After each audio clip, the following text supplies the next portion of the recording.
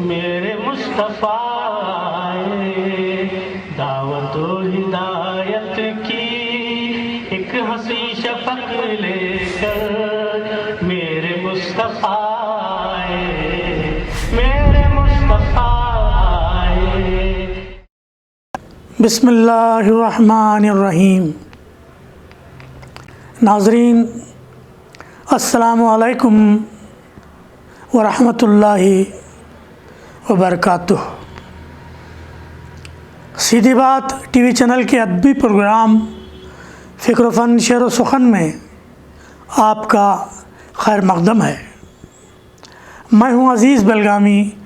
اور آپ فکر و فن شعر و سخن کی 69ویں قسط ملاحظہ فرما رہے ہیں۔ مجھ کو دے دے نطق ایسا اے خدائے عز و جل، حشر تک کرتا رہوں باتیں تیرے پیغام کی، تیری سانسوں میں رچا ہے ورد رب اے ذوالفقار، تیری سانسوں میں رچا ہے ورد رب اے ذوالفقار، فکر ہو کیوں کر تجھے نقوی تیرے انجام کی، فکر ہو کیوں کر تجھے نقوی تیرے انجام کی۔ ناظرین، اپنے فلسفے، اپنی منطق اور اپنی شاعری و قلم کاری کو بوئے اسلام سے معمور کرنے کی کوشش کے ساتھ حشر تک پیغام عز و جل کی باتیں کرنے والا شاعر ذی وقار ہماری بزم فکر، بزم فن، بزم شعر اور بزم سخن کو اپنے فکر و فن شعر و سخن کی خوشبو سے معطر کرنے کے لیے ہمارے درمیان آج حاضر ہیں۔ جی ہاں ناظرین، ہم کرشن چندر چراغ حسن حسرت اور دیناناتھ رفیق کی سرزمین پونچھ سے تعلق رکھنے والے عالمی شہرت یافتہ شاعر و عروض دان جناب ذوالفقار نقوی صاحب کی بات کر رہے ہیں۔ پونچھ وہی جو کشمیر کا حصہ رہا ہے، شعبہ تعلیم سے وابستہ جموں کشمیر کے ایک ایسے ہنرمند شاعر جو بیک وقت انگریزی اور اردو دونوں ہی زبانوں میں شاعری فرماتے ہیں۔ آئیے ایک قطعہ ان کی نظر کرتے ہوئے بزم شعر و سخن، بزم فکر و فن شعر و سخن کے اس سفر کو آگے بڑھاتے ہیں۔ عرض کرتا ہوں، لٹا رہا ہے قلم فکر و فن کے لال و گوہر، لٹا رہا ہے قلم فکر و فن کے لال و گوہر، یہی سبب ہے کہ نقوی کی معتبر ہے نظر، یہی سبب ہے کہ نقوی کی معتبر ہے نظر، چلا ہے ساتھ اجالوں کے اس مسافر کے، چلا ہے ساتھ اجالوں کے اس مسافر کے، سلام و نعت کا اور منقبت کا زاد سفر، سلام و نعت کا اور منقبت کا زاد سفر۔ ناظرین، ذوالفقار نقوی صاحب کی پیدائش 10 جون 1965 عیسوی کو ریاست جموں و کشمیر ضلع پونچھ کے گاؤں گورسائی میں ہوئی، جہاں کے رہنے والوں کو آل رسول صلی اللہ علیہ وسلم یا سادات بھی کہا جاتا ہے۔ ابتدائی تعلیم اپنے علاقے میں حاصل کرنے کے بعد جموں یونیورسٹی سے گریجویشن کی، بعد ازاں علی گڑھ مسلم یونیورسٹی سے انگریزی ادب میں ایم اے کیا، پھر کلکتہ سے BIA کی ڈگری کے حصول کے بعد جموں سے BEd کیا۔ 1995 تا 1999 آل انڈیا ریڈیو پونچھ سے منسلک رہے، جہاں بطور اناؤنسر اپنی خدمات انجام دیں۔ پھر مستقل طور پر محکمہ تعلیم میں بطور انگلش لیکچرر تقرر ہوا، جیسا کہ ہم نے عرض کیا کہ وہ انگریزی بھی شاعری فرماتے ہیں۔ ٹریز کے عنوان سے ان کی ایک انگریزی نظم کافی مشہور ہوئی، لیکن ان کی انگریزی منظومات کے لیے سازگار ماحول نہیں مل سکا۔ کاش کہ ذوالفقار نقوی صاحب کو کوئی مشورہ دیتا کہ وہ اپنی انگریزی تخلیقات کے سامعین کو یورپ میں تلاش فرماتے، جہاں یقیناً انہیں ہاتھوں ہاتھ لیا جاتا، جیسا کہ محترم حسنین عاقب صاحب نے اپنی انگریزی منظومات کے ساتھ یورپ کے سامعین تک نہ صرف رسائی حاصل کی ہے بلکہ انہیں متاثر بھی کیا ہے، اور جنہیں فکر و فن شعر و سخن میں پیش کرنے کا ہمیں شرف بھی حاصل ہوا ہے۔ بہرکیف شاعری کا شوق انہیں بچپن ہی سے تھا۔ شاید 1990 میں پہلی مکمل غزل کہی۔ اردو ادب کی میراث تو گھر میں ہی موجود تھی، جسے علماء حضرات کی صحبت اور گھر کے دینی ماحول نے دو آتشہ کر دیا، اور نتیجتاً ذوالفقار نقوی کا ادبی پیکر معرض وجود میں آیا اور دنیائے ادب پر چھا گیا۔ ناظرین،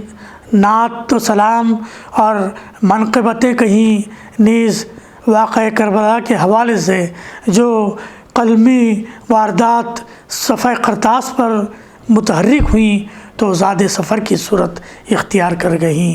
جسے عباس بک ایجنسی لکھنؤ نے 2011 میں کتابی شکل دی۔ 75 غزلوں اور 10 منظومات پر مشتمل موصوف کی غزلوں کا پہلا مجموعہ اجالوں کا سفر اردو فاؤنڈیشن ممبئی نے 2012 میں شائع کیا ہے، جبکہ تیسرا مجموعہ دشت وحشت زیر ترتیب ہے۔ اپنے فلیپ کے ذریعے جموں و کشمیر کے معروف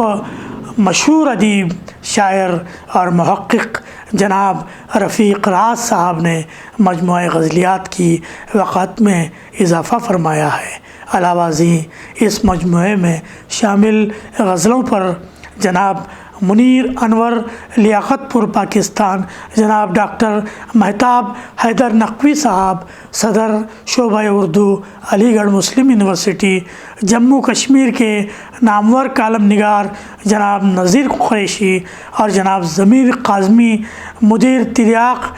ممبئی کے تبصرے شامل ہیں۔ ایک قابل عروضدان ہونے کے سبب نقوی صاحب مبتدیوں کے کلام کی اصلاح بھی فرماتے ہیں، خاص طور سے تلفظ کے بنیادی اصول برائے شاعری، نیز شاعری کا فن اور اس کے رموز ان کا مخصوص میدان ہے۔ دوردرشن کاشر نے بھی محترم ذوالفقار نقوی صاحب پر ایک خوبصورت پروگرام گڈ مارننگ J&K میں پیش کیا ہے۔ ڈیجیٹل اخبار نامی ویب سائٹ پر محترم ذوالفقار نقوی صاحب کی شخصیت اور فن کا احاطہ کیا گیا ہے۔ ڈگری کالج سورن کوٹ کا ترانہ بھی محترم ذوالفقار نقوی صاحب نے ہی لکھا ہے، جو کالج کے پراسپیکٹس میں شامل ہے اور جسے یوٹیوب پر ملاحظہ کیا جا سکتا ہے۔ پنجنڈ نامی ویب سائٹ پر نقوی صاحب کی کتاب اجالوں کا سفر پڑھی جا سکتی ہے۔ نیز فن شاعری پر ان کے 3-4 مضامین بھی اس سائٹ پر موجود ہیں، جن سے شاعری کے طلباء استفادہ کر سکتے ہیں۔ اردو ادیب، ادب نامہ اور اردو پوائنٹ نامی سائٹس پر بھی نقوی صاحب کا کلام بعض اوقات احباب کو محظوظ کرتا رہتا ہے۔ سب سے بڑی بات یہ ہے کہ ریختہ جیسے اردو کے ایک معتبر سائٹ پر بھی ان کی غزلیں موجود ہیں، جو نہ صرف اہل ذوق کی تسکین کا سامان فراہم کرتی ہیں بلکہ ان کے مقام و مرتبے اور ان کی عظمت کی عکاسی کرتے ہوئے ان کے مرتبے کا تعین کرتی ہے۔ ایک اہم بات کا ہم بطور خاص ذکر کرنا چاہیں گے کہ ان کا تعارف ویکیپیڈیا میں بھی موجود ہے، جس پر خود کو موجود رکھنے کے سلسلے میں بہت سارے شعراء و ادبا بڑے تساہل سے کام لیتے ہیں۔ اللہ کا شکر کہ عزیز بلگامی بھی ایک عرصے سے ویکیپیڈیا پر اپنے تفصیلی تعارف کے ساتھ موجود ہے۔ ہمیں ان کے سائٹ منتہی فکر پر بھی اپنا کلام پیش کرنے کا موقع ملا ہے، جس کے موصوف کرتا دھرتا ہے۔ ناظرین، آئیے اس عظیم شاعر و فنکار سے ہم ایک اہم گفتگو کر لیتے ہیں۔ محترم ذوالفقار نقوی صاحب، شعر و سخن کے ہمارے پروگرام میں آپ کا خیر مقدم ہے۔ شعر و سخن سے آپ کی طویل وابستگی بھی رہی ہے۔ یہ بتائیں کہ یہ طویل مگر خوشگوار سفر کیسا رہا، اور اس وقت فکر و فن کو لے کر آج کل آپ کیا کچھ کر رہے ہیں؟ بہت بہت شکریہ محترم عزیز بلگامی صاحب۔ جہاں تک آپ کا یہ سوال ہے کہ میرا ادبی سفر کیسے طے ہوا، اس سلسلے میں آپ کے گوش گزار کرتا چلوں کہ شاعری کا شوق مجھے کہیں بچپن سے دامنگیر ہو گیا تھا، جس کی وجہ ہمارے ہاں ہمارے ماحول میں محرم الحرام میں برپا ہونے والی مجالس اور ان میں انیس اور دبیر کو پڑھنے اور سننے کا موقع جو ہم سب کو میسر آتا تھا۔ ظاہر سی بات ہے، انیس اور دبیر جیسے استاد شعراء کو سننے اور پڑھنے کے بعد جو ہے وہ طبیعت میں موزونیت آ ہی جاتی ہے۔ لیکن کہیں میں میٹرک کرنے کے بعد جو ہے شعر کہانی کی طرف راغب ہوا، اور جیسے کہ سب کے ساتھ ہوتا ہے، شروع میں جو ہے وہ عشقیہ شاعری سے آغاز ہر کوئی کرتا ہے، ویسے میں نے شعر بھی کہنے شروع کیے، لیکن بیچ میں ایک مقام ایسا آیا، کچھ ہی بلکہ 1-2 سال کے بعد ہی میری جو طبیعت تھی وہ نعت اور قصائد کی طرف مڑ گئی، اور پھر میں نے مکمل 10 سال جو ہے وہ نعتیں اور قصائد اور سلام کہے۔ یہ 1987 سے لے کر 1997 یا 98 تک کا دور ہے۔ یہ دور گزرنے کے بعد یہ پہلا دور تھا، اور اس کے بعد جو ہے کیونکہ ابتدا غزل سے ہوئی تھی، میں پھر غزل کی طرف واپس آ گیا۔ تو ظاہر سی بات ہے، اب 10 سال شاعری کرنے کے بعد جو ہے وہ سنجیدگی جو ہے وہ طبیعت میں آ گئی تھی، اور اس کے بعد جو ہے وہ جتنے بھی اشعار میں نے کہے، جتنی بھی غزلیں کہیں، جو بھی کلام کہا، وہ ظاہر سی بات ہے سنجیدہ شاعری میں گنا جاتا ہے۔ اس میں عشق کی نوعیت جو ہے وہ نیچر جو ہے وہ بدل گئی ہے۔ اب اس میں دنیا کے عالم، دنیا کے مصائب، روزمرہ کے جو انسان کا کرب ہے وہ اس میں شامل ہے۔ کچھ سالوں کے بعد، تقریباً 2007-8 کی بات ہے کہ جب سوشل میڈیا کا یہ دور چلا، جس میں سب سے پہلا جو ہے ہمارے پاس ایک میڈیم تھا فیس بک کا۔ فیس بک پر پہنچنے کے بعد بہت اچھا ماحول یہ ملا کہ مجھے آتے ہی یہاں چند اساتذہ کا ساتھ جو ہے وہ مل گیا، جس میں عرفان ستار صاحب ہیں، مجید اختر صاحب ہیں، اور مجھے موقع ملا کہ میں مختلف گروپس میں ان کے ساتھ ترہی مشاعروں میں حصہ لیتا رہا، اور ہر ہفتے کسی نہ کسی گروپ میں کوئی نہ کوئی جو ہے وہ پروگرام ہوتا تھا، جس میں ترہی مشاعروں میں حصہ لیتا رہا۔ اور 2013 تک کا سفر جو ہے وہ 1987 سے لے کے 2013 تک جو ہے 2 کتابیں معرض وجود میں آ چکی تھی، جو شائع بھی ہو گئی۔ اس کے بعد کی شاعری جو ہے وہ متواتر چلی آ رہی ہے۔ اس کے بعد یہ بھی ہوا کہ مجھے خود جو ہے ایک شوق پیدا ہوا کہ میں نے دیکھا جب بچے ہمارے شاعری کی طرف مائل ہیں، تو ان بچوں کے لیے جو ہے وہ میں نے ایک گروپ چلایا، जिस ग्रुप के तहत मेरा मकसद ये था कि इस ग्रुप में इन बच्चों की जो है इस्लाह की जाए, क्योंकि उनके पास मौज़ूआत और मज़ामीन बहुत अच्छे थे, लेकिन वो फ़न शायरी से जो है वो दूर थे, और उन्हें रमूज़ शायरी जो है उस पर उन पर दस्तरस नहीं थी। तो वो ग्रुप जो है वो एक ग्रुप बनाया था बज़्म अदब, वो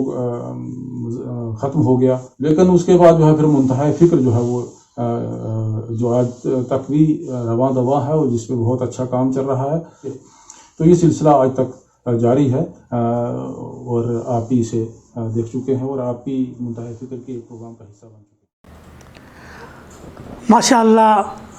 आपकी अदबी ज़िंदगी के कई मख्फी गोशों पर से आज हमारे नाजरीन के लिए पर्दा उठ गया है। बहुत शुक्रिया मोहतरम नकवी साहब। एक शायर से अगर शायरी के बारे में और उसके नज़रियात के बारे में पूछा जाए तो बड़ी कीमती बातें सामने आती हैं, चूँकि आप अंग्रेज़ी में भी शायरी फरमा चुके हैं और अंग्रेज़ी का आपका गहरा मुताला भी रहा है। तो आज की मुलाकात का फ़ायदा उठाते हुए हम चाहेंगे कि आप इस सवाल पर रोशनी डालें कि दरअसल शायरी क्या है, चूँकि आप इल्म में अरूज़ की गहराइयाँ नाप चुके हैं। चुनांचे इसका फ़ायदा फ़िक्र व फ़न शेर व सुखन के नाजरीन को भी होना चाहिए। आप इस बाब में क्या कुछ कहना पसंद फरमाएंगे? जी मोहतरम, शायरी क्या है, ये एक मामूली सा सवाल बज़ाहिर लग रहा है, लेकिन इसके ऊपर किताबें लिखी जा चुकी हैं और लिखी जाती रहेंगी। शायरी जो है वो अगर हम वर्ड्सवर्थ को देखें तो उनके मुताबिक जो उन्होंने डेफिनेशन दी है शायरी की, वो है कि it is an overflow of powerful feelings recollected in tranquillity. मतलब ये है कि शायर जो अपने अंदर महसूस करता है, जो उसका मुशाहिदा है, जो उसका मुतालिया है, जो गिरदो नवा में वो चीज़ें देखता है, उन चीज़ों को अपने एहसासात और जज्बात के साथ अपनी तरफ से वो बेहतरीन अल्फाज का चुनाव करके पेश करने की कोशिश करता है। और दरअसल ये इंसान के जज्बात और एहसासात का नहायत ही लतीफ़ तरीन इज़हारिया है। शायरी जो है वो, जहाँ तक इसकी किस्में अगर हम देखें तो दो बड़ी किस्में इसकी जो है वो सामने आती हैं। एक है art for the sake of art और दूसरा है art for the sake of society. अब जो शायर art for the sake of art में जो है वो मस्त है और वो शायरी इसलिए करता है या वो कुछ इसलिए लिखता है कि उसको सिर्फ ज़ाती सुकून मुयस्सर आए, तो ये शायरी जो है वो arts for the sake of art जो है वो अंग्रेज़ी अदब में बहुत सारी मिलती है। जहाँ तक उर्दू अदब की बात है तो उर्दू अदब में क्योंकि ज़्यादातर लोग जो है वो उर्दू अदब से जो जुड़े हुए हैं वो बर्रे सगीर से उनका ताल्लुक़ है, चाहे वो हिंदुस्तान से हों या वो पाकिस्तान से हों या वो कहीं उन्होंने उर्दू की बस्तियाँ जाकर बैरून मुल्क इंग्लैंड में, बरतानिया में, जर्मनी में, फ्रांस में जो है वो बसा ली हूँ, लेकिन वो दरअसल उनकी जो तहजीब है, उनका जो तमद्दुन है और उनकी जो परवरिश है वो बर्रे सगीर में ही हुई है। और बर्रे सगीर क्योंकि अभी तक जो है वो तरक्की पजीर है, इसलिए यहाँ के जितने भी लिखने वाले हैं, जो भी शोरा कराम हैं, जो भी उदवा हैं, उन्होंने अगर कुछ लिखा है तो वो सोसाइटी के लिए लिखा है, उन्होंने अपने मुआशरे के लिए लिखा है। जैसे अल्लामा इकबाल की अगर हम मिसाल लें तो उन्होंने आप देखें कि इनकलाब बर्पा अगर किया, अगर एक मिल्लत को जो है वो एक डगर पे लाया तो अपनी शायरी के तवस्सुत से लाया। उनकी शायरी में फ़लसफ़ा भी मौजूद है, लेकिन वहाँ फ़लसफ़े के साथ साथ जो है वो एक سبق بھی ہے، ایک جو ہے وہ ترغیب بھی ہے، لوگوں کو جو ہے وہ ایک راہ دکھانا بھی ہے۔ منتہی فکر میں بھی اسی حوالے سے کئی پروگرام جو ہیں وہ ہم نے منعقد کروائے ہیں کہ شاعری اس کو آفاقیت تب ملتی ہے، وہ تب باقی رہتی ہے، وہ شاعر کو بھی تب زندہ رکھے گی ہمیشہ کے لیے جب اس میں کچھ ایسا مواد ہو، اس میں کچھ ایسی باتیں ہوں۔ اب وہ باتیں یہ ہیں کہ شاعر کی آپ بیتی جو ہے وہ جگ بیتی بن کر جب وہ صفحہ کرتاس پہ آئے، لوگوں تک پہنچے شعر کی صورت میں، 2 مصروں کی صورت میں، تو وہ جو ہے ہمیشہ زندہ رہتی ہے۔ ہر پڑھنے والے کو جو ہے وہ یہ لگے کہ یہ میری کہانی ہے، یہ شاعری جو ہے وہ باقی رہنے والی ہے، جو لوگوں کو جو ہے متاثر کرے، جو لوگوں کے جذبات اور احساسات کی عکاسی کرے۔ ویسے بھی جو آرٹ ہے، جو پوئٹری ہے، جو لٹریچر ہے، اسے کہتے ہیں کہ یہ it is a mirror to the society, یہ کسی بھی سوسائٹی اور کسی بھی معاشرے کے لیے ایک آئینہ ہوتا ہے۔ اس میں آپ کسی بھی تہذیب کو، کسی بھی کلچر کو، کسی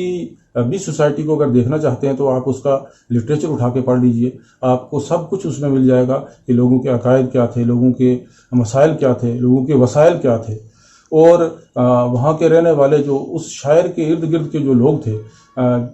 جو وہ علاقہ تھا، اس میں تمام طرح کی جو چیزیں ہیں، جو تہذیب ہے، جو تمدن ہے، جو کلچر ہے وہاں کا، وہ سارے کا سارا ادب میں چلا آتا ہے، کیونکہ ادب جو ہے وہ عکاسی کر رہا ہوتا ہے ایک معاشرے کی۔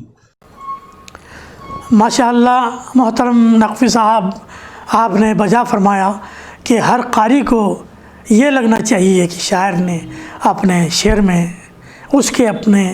دل کی بات کہی ہے۔ محترم ذوالفقار نقوی صاحب، ایک اور بات اور ایک عام سوال یہ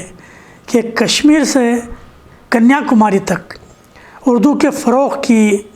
سرگرمیاں مختلف انجمنوں کے زیر اہتمام مسلسل جاری ہیں، لیکن ان میں باہم تال میل کی کیفیت کہیں نظر نہیں آتی۔ آپ کی نظر میں کیا کوئی تدبیر ایسی ہے کہ جس کے ذریعے کسی سرکاری سرپرستی کے بغیر اردو انجمنوں کا ایک آل انڈیا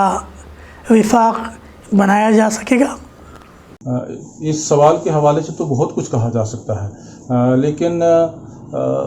یہاں کیونکہ گنجائش کم ہے، وقت کم ہے، لیکن ایک بات بہت اہم جو ہے وہ میں یہ بتاؤں کہ سرکاری جتنے بھی ادارے ہیں، وہ کہا آپ نے کہ کشمیر سے کنیا کماری تک کی مختلف انجمنیں جو ہیں وہ کام کر رہی ہیں فروغ اردو کے لیے، اور ساتھ ساتھ میں سرکاری تنظیمیں بھی موجود ہیں، سرکاری اکیڈمیز موجود ہیں۔ لیکن کیا یہ سرکاری اکیڈمیز اپنا فرض پوری طرح نبھا رہی ہیں؟ کیا اگر کوئی اردو کی اکیڈمی ہے کسی بھی اسٹیٹ میں، کسی بھی یوٹی میں، تو وہ اپنا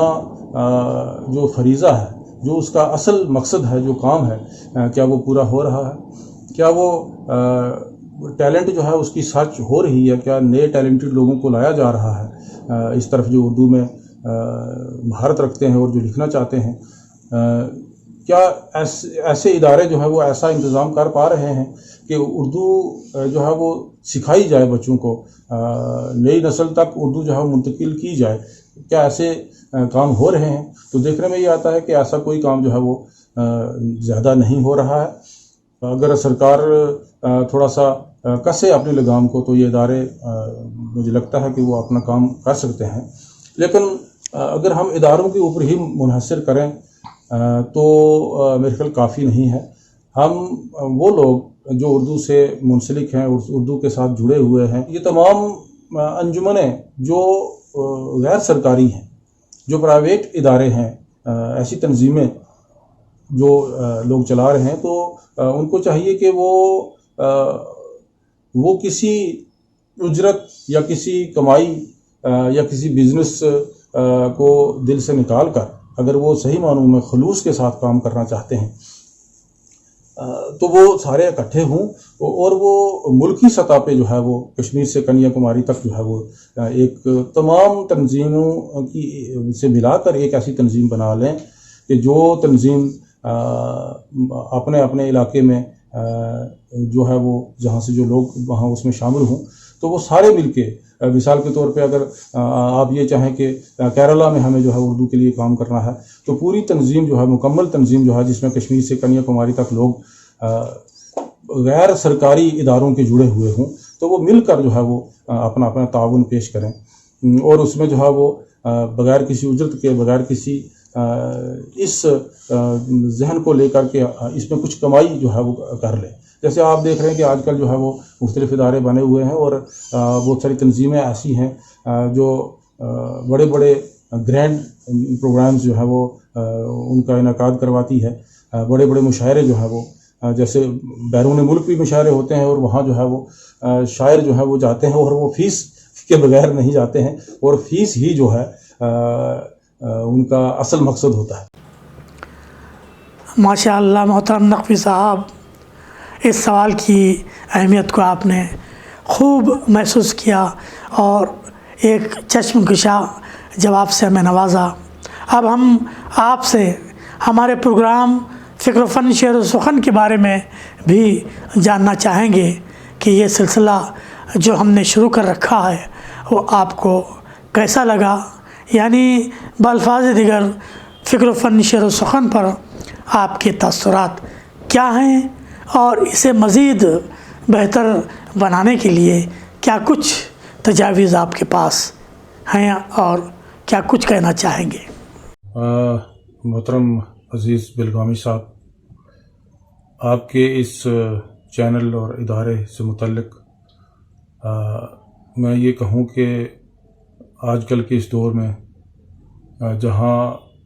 ہر آدمی جو ہے وہ کچھ نہ کچھ ایسا کرنے کی تدبیر کر رہا ہے کہ جس سے کچھ فائدہ ہو، جس سے کوئی انکم ہو، آمدنی میں اضافہ ہو، بھلا اس دور میں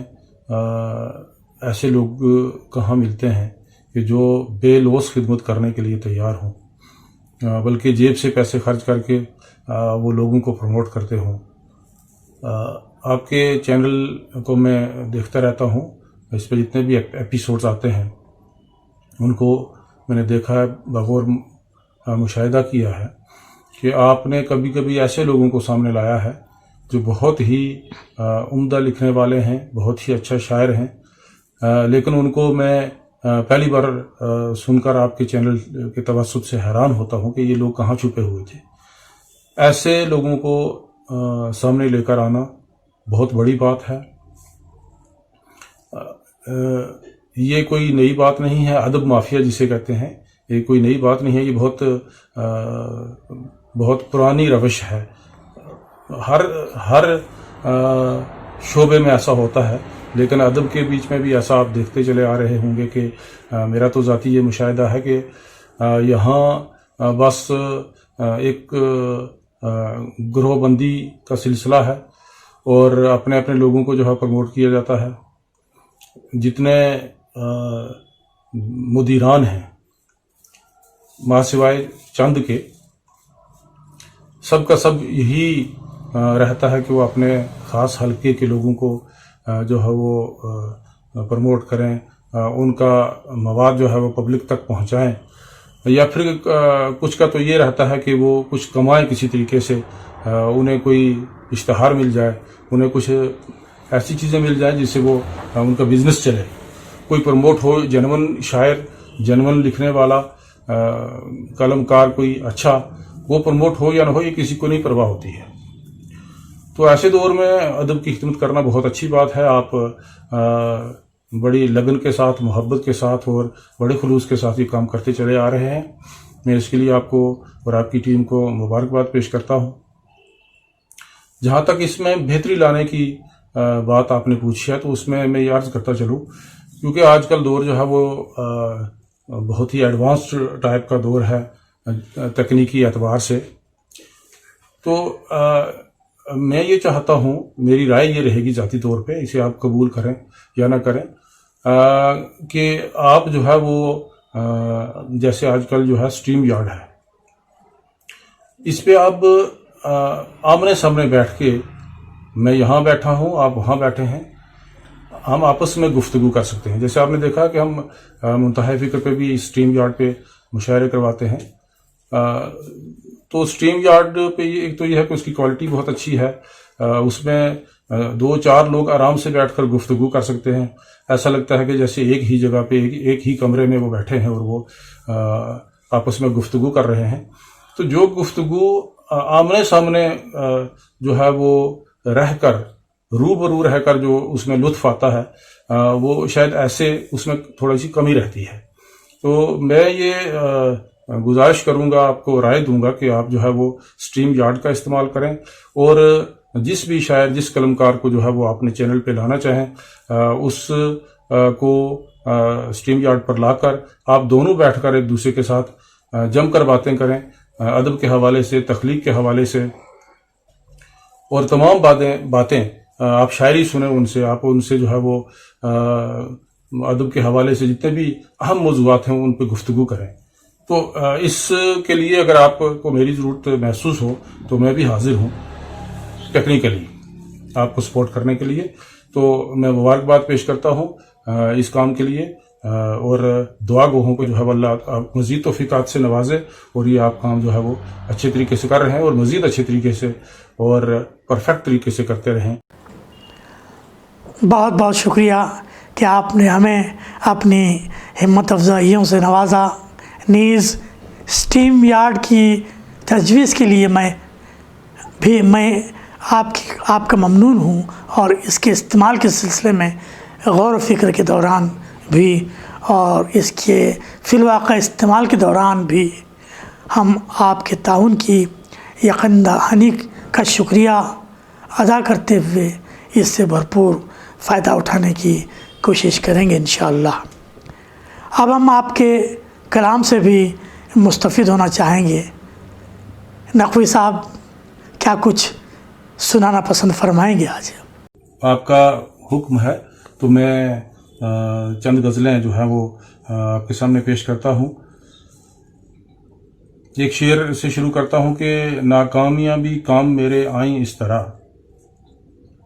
ناکامیاں بھی کام میرے آئیں اس طرح، دیتا رہا ہوں ضرب نفی کو نفی سے میں،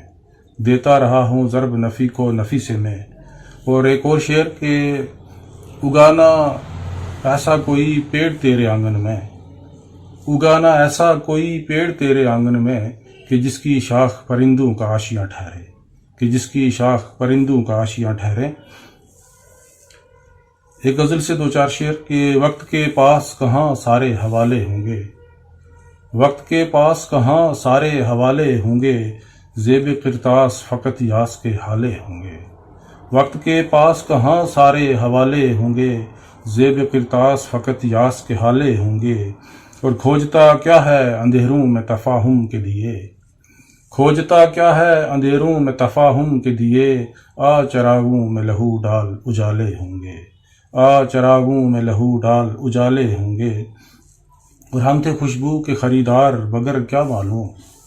ہم تھے خوشبو کے خریدار مگر کیا معلوم، سرخ پھولوں نے یہاں سانپ بھی پالے ہوں گے، سرخ پھولوں نے یہاں سانپ بھی پالے ہوں گے. اور یہ 2-4 شعر اور آپ سماعت کریں کہ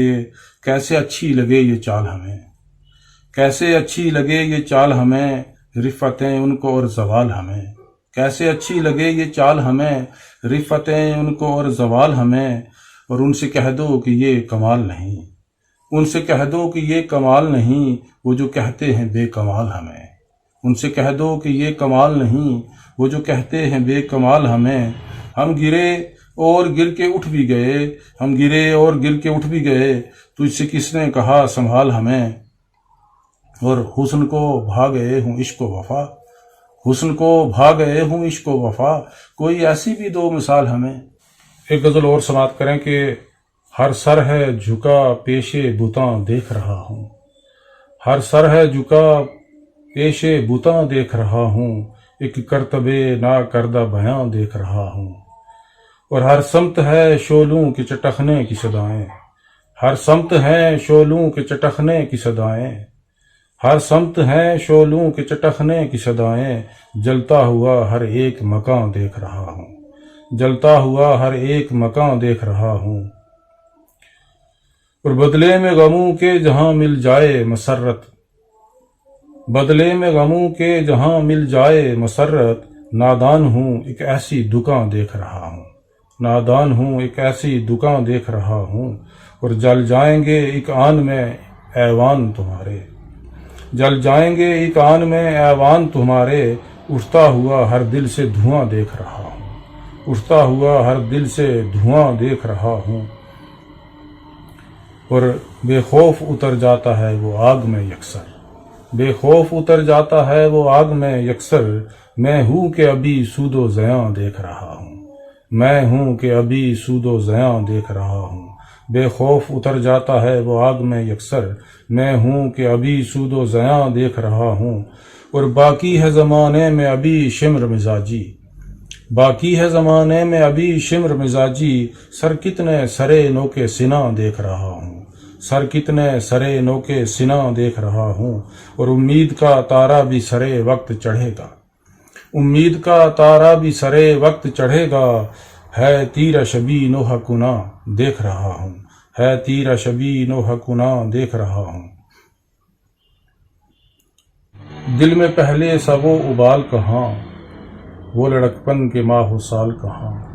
دل میں پہلے سا وہ ابال کہاں، وہ لڑکپن کے ماہ و سال کہاں، خود ابھرتے تھے گوہرے یکتا، خود ابھرتے تھے گوہرے یکتا، اب سخن میں مگر اچھال کہاں، اور لے گیا کذب تیرے چہرے سے، اب وہ رونق کہاں جلال کہاں، حکم سے تیرے انحراف کروں، شہر میں یہ میری مجال کہاں، شہر میں یہ میری مجال کہاں، حکم سے تیرے انحراف کروں، شہر میں یہ میری مجال کہاں۔ اور ناطقوں پر لٹکتے ہیں خنجر، ناطقوں پر لٹکتے ہیں خنجر، اب لبوں پر کوئی سوال کہاں، اب لبوں پر کوئی سوال کہاں۔ اور تیشائے عزم پاس ہو تو پھر، تیشائے عزم پاس ہو تو پھر، کوہکن کو کوئی زوال کہاں، کوہکن کو کوئی زوال کہاں۔ اور بد مزاجی ہے چار سو پھیلی، بد مزاجی ہے چار سو پھیلی، شہر میں کوئی خوش خصال کہاں، کون لے گا اے ذوالفقار اسے، کون لے گا اے ذوالفقار اسے، لے چلے قلب پائمال کہاں، کون لے گا اے ذوالفقار اسے، لے چلے قلب پائمال کہاں۔ اگانا ایسا کوئی پیڑ تیرے آنگن میں کہ جس کی شاخ پرندوں کا آشیاں ڈھائے، کیا بات ہے، سبحان اللہ۔ کیسی اچھی لگے گی چال، کیسی اچھی لگے گی چال ہمیں، کیسی اچھی لگے گی چال ہمیں، رفتیں ان کو اور زوال ہمیں، رفتیں ان کو اور زوال ہمیں۔ کیا کہنے نقوی صاحب، حکم سے تیرے انحراف کروں، حکم سے تیرے انحراف کروں، شہر میں یہ میری مجال کہاں، شہر میں یہ میری مجال کہاں۔ بہت خوب محترم، بہت ہی عمدہ اشعار سے آپ نے نوازا، شکریہ۔ اب آخر میں ایک مؤدبانہ گزارش یہ کہ ہمارے دور کے نومشق و نوجوان قلمکاروں کی رہنمائی کے لیے ایک مؤثر پیغام بھی نوازیں تاکہ ہمارے نوجوانوں کو رہنمائی مل سکے۔ نئے لکھنے والوں کے لیے میرا پیغام یہی ہے جو میں ہر اسٹیج سے، ہر میڈیم کے ذریعے جب بھی مجھے موقع ملتا ہے میں ضرور یہ کہتا ہوں کہ ہمارے نئے لکھنے والے وہ لکھنے میں جلد بازی نہ کریں، وہ پہلے مطالعہ کر لیں، پہلے اساتذہ کو پڑھ لیں، پہلے زبان کے اوپر دسترس حاصل کر لیں، کیونکہ جس زبان میں ہم شاعری کر رہے ہیں اگر وہ ہماری زبان نہیں ہے، اگر ہے بھی تو بھی بہت محنت کی ضرورت ہے، اور اگر ہماری زبان نہ ہو، جیسے بہت سارے لوگ ہیں، مثال کے طور پہ ہمارے ہاں جموں کشمیر کی اگر بات کی جائے، یہاں لوگوں کی زبان جو ہے وہ پہاڑی بھی ہے، گوجری بھی ہے، کشمیری بھی ہے، ڈوگری بھی ہے، اسی طرح کیرلا میں ہے، ہندوستان کے دوسرے کئی شہروں میں مختلف زبانیں بولی جاتی ہیں۔ اہل زبان لکھنؤ والے یا دلی والے کچھ طبقہ ہو سکتا ہے جن کی زبان اردو ہو، لیکن اس میں بھی جو ہے وہ مختلف قسم کے ڈائلیکٹس ہیں۔ جن لوگوں کی اردو زبان نہیں ہے انہیں پہلے زبان جو ہے وہ سیکھ لینی چاہیے، کیونکہ جس زبان میں آپ شاعری کر رہے ہیں اگر وہ زبان جو ہے اس کے اوپر آپ کو عبور حاصل نہیں ہے، آپ کا تلفظ درست نہیں ہے۔ میں نے دیکھا ہے کہ لوگ یہ لکھتے ہیں، اشتہارات مختلف قسم کے ہوتے ہیں، اس میں صدارت جو ہے وہ سین سے لکھ رہے ہوتے ہیں، یعنی صدر کو جو ہے وہ سین سے لکھ رہے ہیں۔ اب دیکھیں اگر ایسے لوگ جو ہے وہ اگر شاعری کریں گے تو بتائیے مجھے کیا شاعری کر لیں گے۔ تو میں ان سے یہی گزارش کرتا ہوں کہ پہلے جو ہے وہ اساتذہ کو پڑھیں، وہ فن شاعری جو ہے وہ سیکھیں۔ شاعری جو ہے وہ ایک بہت ہی مشکل ترین کام ہے۔ اگر آپ یوں کہیں کہ تخلیق میں سب سے بڑی جو چیز ہے وہ پوئٹری ہے، شاعری ہے، اور یہ شاعری کوئی آسان بات نہیں ہے جسے ہم یہ سمجھیں کہ یہ کھیل سمجھ کر کرتے رہیں اور یہ کہیں کہ یہ بہت آسان ہے۔ ہمارے آج کل کے نوجوان کیونکہ ان کو جو ہے وہ سوشل میڈیا ان کی ایکسیس میں ہے، ایکسیسیبل ہے، ایزیلی پہنچ میں ہے، دسترس میں ہے، تو وہ جو من آتا ہے وہ سیدھا الٹا لکھ کر سوشل میڈیا پہ ڈال دیتے ہیں، دو لائنیں دو مصرے سمجھ کر، اور وہ کہتے ہیں کہ بہت بڑا شعر ہو گیا، اور ان کے دوست یار جو ہیں وہ بہت ہی واہ واہ کرنے لگتے ہیں اور سمجھتے ہیں کہ لکھنے والا یہ سوچتا ہے کہ بہت بڑا شعر ہو گیا۔ ایسا نہیں ہے۔ آپ مطالعہ کریں، آپ جو ہے وہ اساتذہ کو پڑھیں، تلفظ درست کریں، آپ جو ہے وہ زبان کے جو ہے وہ پیچیدگیاں وہ سیکھیں۔ اس فن میں جتنی جو ہے وہ باریکیاں ہیں، جسے فن شاعری کہتے ہیں، رموز شاعری کہتے ہیں، وہ ساری چیزیں جو ہے وہ آنی چاہیے۔ آپ کے دونوں مصروں کے آپس میں ان کا تال میل جسے تلازمہ کہتے ہیں، آپ جو ہے وہ کون سے ضمیر استعمال کر رہے ہیں، شتر گربا تو نہیں ہے کہیں کہ ایک ہی مصرے میں دو ضمائر تو استعمال نہیں کر رہے ہیں، وہیں آپ جو ہے وہ آپ بھی استعمال کر رہے ہیں اور میں بھی استعمال کر رہے ہیں۔ تو اس کے بعد جو ہے آپ جو ہے وہ دوسرے بہت سارے عیب ہیں، اسقام ہیں، عیوب ہیں، ان سے بچنے کے لیے آپ کو بہت کچھ سیکھنے کی ضرورت ہے، اور اس کے بعد جو ہے وہ آپ شاعری کریں، وہ ایسی شاعری کریں تاکہ جو ہے وہ باقی دنیا تک رہے، آفاقی بنے۔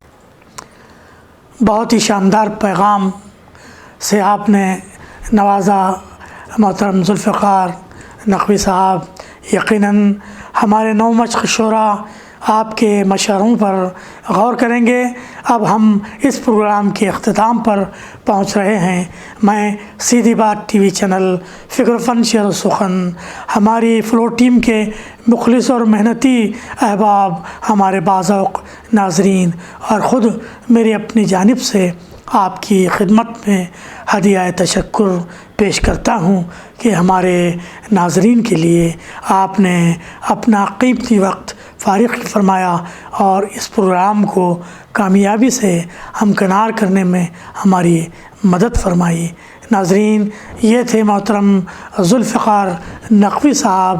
جو کشمیر سے اپنے گراں قدر خیالات اور عمدہ کلام سے نواز رہے تھے۔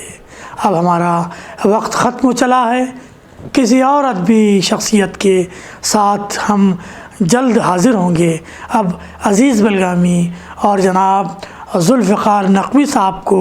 اجازت دیں۔ والسلام علیکم ورحمۃ اللہ وبرکاتہ۔